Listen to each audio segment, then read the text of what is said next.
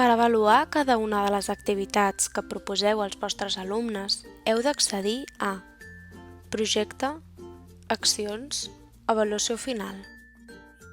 Teniu l'opció de posar la mateixa nota a tots els membres del grup o bé avaluar-los per separat des de la vareta. Si hi ha una activitat vinculada als ítems avaluatius, podeu posar notes individualment als alumnes.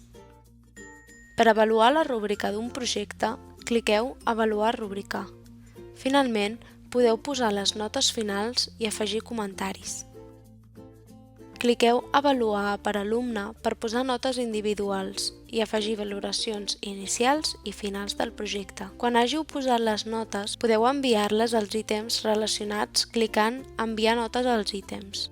La pantalla d'avaluació de projectes no permet ponderar les notes per poder obtenir la nota final. En cas de voler-ho fer, us proposem que creeu una matèria complementària i definir els percentatges des d'allà.